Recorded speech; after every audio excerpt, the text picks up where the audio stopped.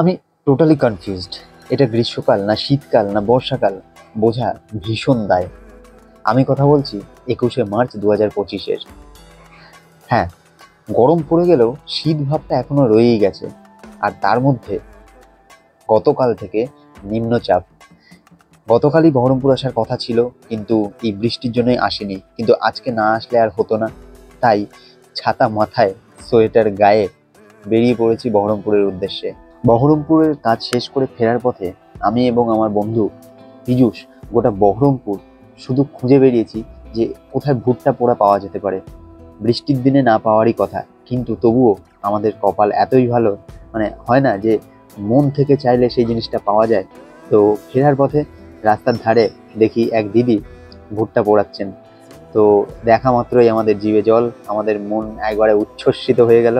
আমরা ইনস্ট্যান্ট দাঁড়িয়ে দুটো ভুট্টা পোড়া অর্ডার দিলাম এবং ওয়েট করতে থাকলাম আমাদের অর্ডার রেডি হওয়ার জন্য, কারণ আমাদের আগে আরও বেশ কিছু ভুট্টার অর্ডার ছিল।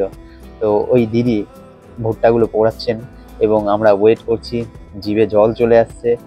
আর এইদিকে ঘুরে ফিরে দেখছি রাস্তাঘাট দিয়ে লোকজন যাচ্ছে এবং 15 মিনিট অপেক্ষার পর আমরা আমাদের অর্ডার ভুট্টা পোড়া আমাদের হাতে পেলাম সুন্দর একটা প্লেট।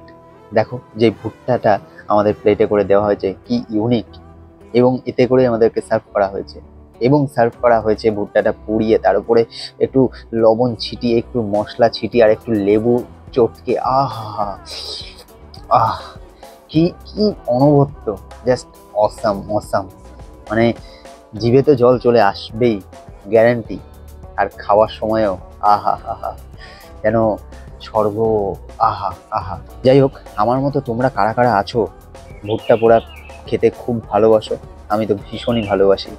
তারা কমেন্ট করে জানিও এবং ভিডিওটাকে লাইক কমেন্ট শেয়ার করে দিও এবং ভেজিটেরিয়ান বাবুকে ইনস্টাগ্রামে ফলো ও ইউটিউবে সাবস্ক্রাইব করে দিও। ভালো থেকো সবাই, টাটা।